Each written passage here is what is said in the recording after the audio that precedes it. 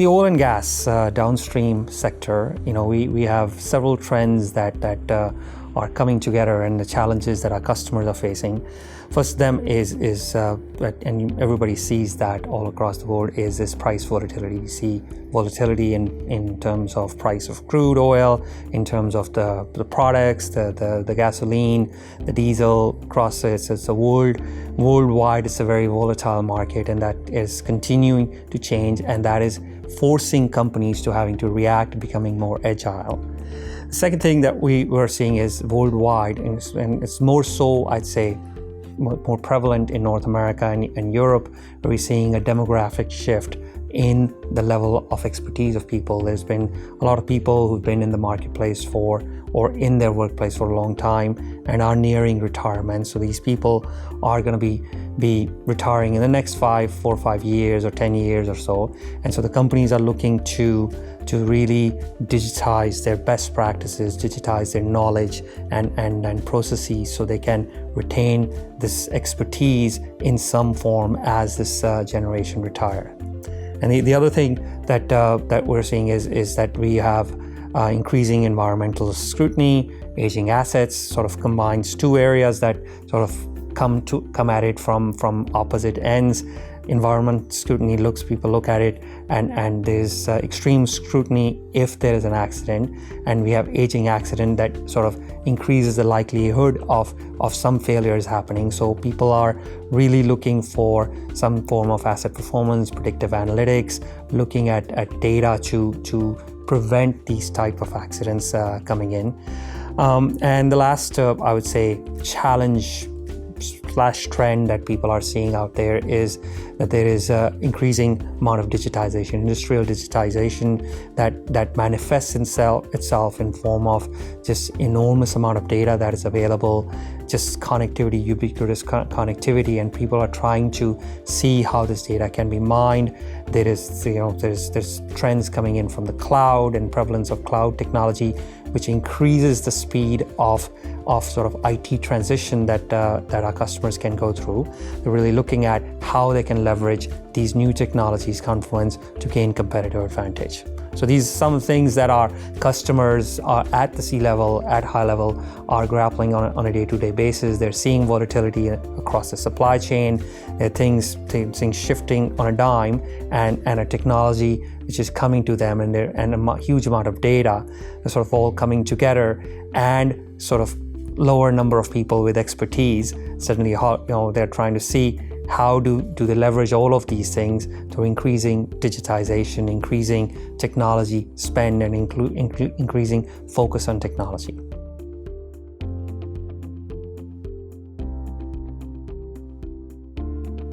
The customers, in face of all this volatility that everything they're seeing, the first and the foremost imperative that a customer have to be, it's sacrosanct almost, is safety and reliability. They cannot, that is an area that they cannot afford to take an eye off.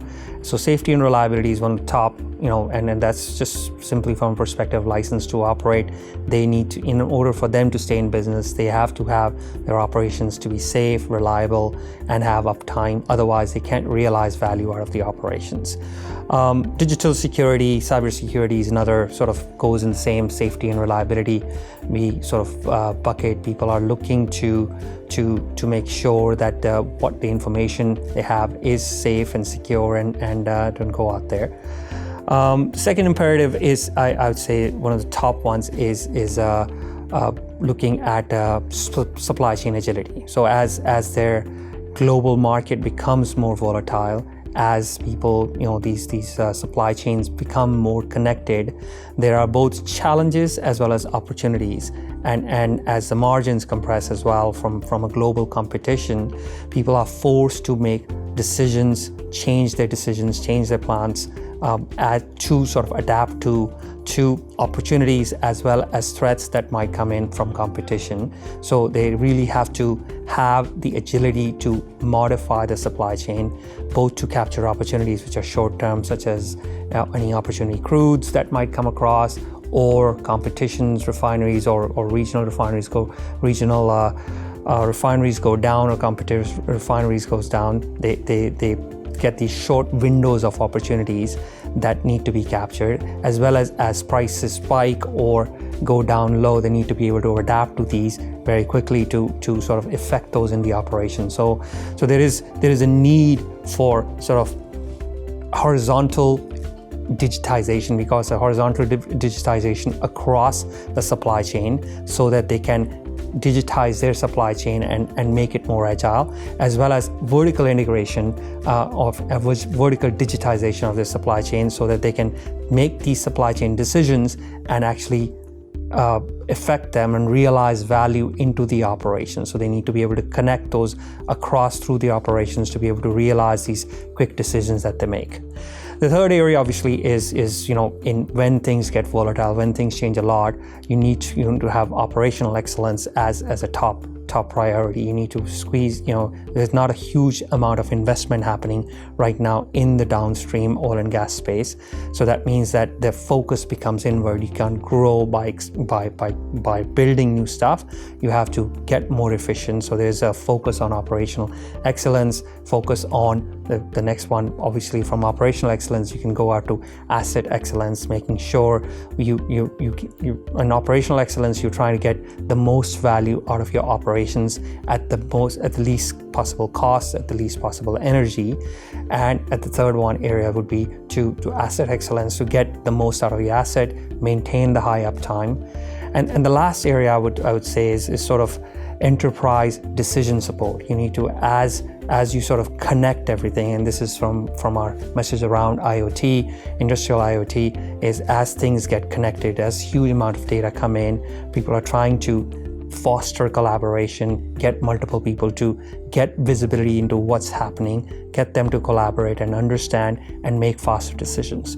So that those are sort of the imperatives that come from a customer perspective is how do they get more out of the operations, how do they have supply chain agility, how do they run safe operations, everything is safe and reliable, and how do they get visibility across all of this, their operations to make fast and agile decisions, and of course the underlying assets, making sure everything is as safe, as optimal, and running as long as possible.